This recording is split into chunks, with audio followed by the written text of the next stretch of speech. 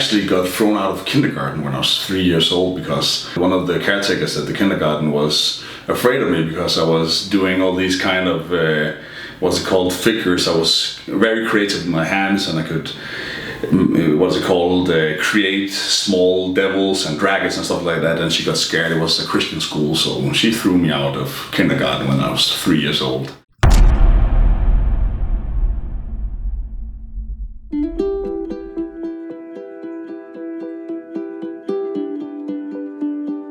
When I was a young kid, I didn't have that much success in school, and there was a lot of trouble in my life, and my mother got sick when I was 10 years old, so I didn't have that much positive acknowledgement in my life, and I didn't have that much success to reflect on and think that I should maybe go this way or that way. I wasn't good at playing soccer, I wasn't good at playing tennis or baseball or whatever like the other kids, but I was good at stealing and I was good at fighting. So I like everybody wants in life, wants success, and at that point success for me was a criminal way of life. So I did what I had to do to survive, and I turned to criminal activity to find success in my life at that point.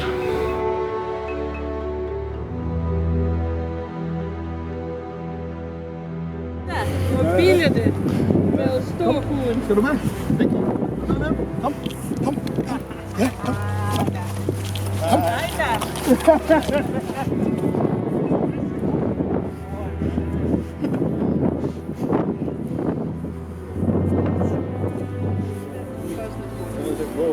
Også nu på. Jeg ved ikke, hvad det er. Jeg har prøvet det et par gange. Også med pitbulls. Ha' det godt. Hej, lige måde.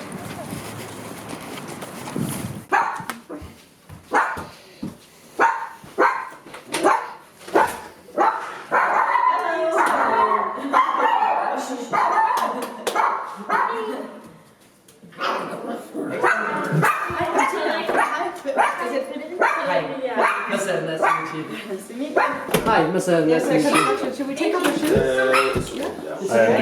Hi. Hi. I was sent to jail the first time back in 2008, I think, and at that point it was just like, I need more of this. Yeah, because I'm so structured in everyday life and with the work and the bodybuilding is just... Of course I went back to jail after 6-8 months of raising hell. So I was back in jail, and I couldn't recognize myself. So I looked in the mirror, and I had tears running down my face because I couldn't see who I was myself. And I got a letter from my father where he wrote me that he missed me, and my little brother missed me too, and I needed to come back. You need to change. You need to get your shit together. I will always be there for you, but at this time you need to find yourself and you need to get reconnected with your roots.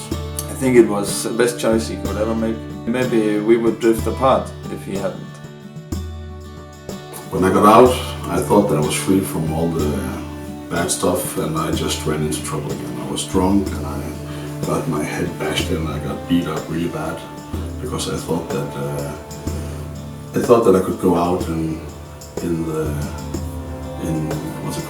I thought I could go party and behave myself, and I couldn't. So I ran into some guys that didn't give a fuck who I was and what my background was, and they just had enough of heroin.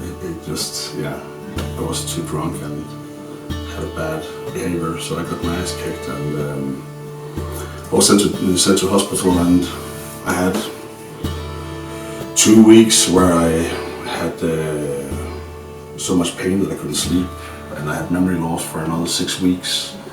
And then I started training, and I got into bodybuilding as it is. Not just lifting weights, but the way of bodybuilding as I see it, for the most part a spiritual evolution and a journey that comes from the inside and reflects on the outside.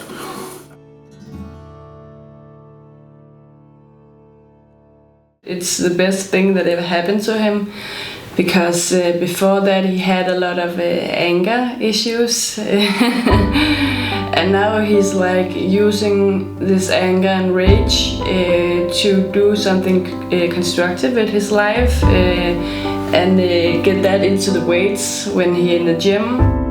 The reason why I tell my story and the reason why I also state that I've been to prison is because I want to encourage hope into other people, that they need to realize that even if you've been to prison, you can always do something better for yourself. You can always be a better person. You don't need to be a criminal. Now I got a second chance, and everybody got a second chance in life. It's just a matter of grabbing it. So that's what I want to encourage other people to, and that's what I hope to inspire.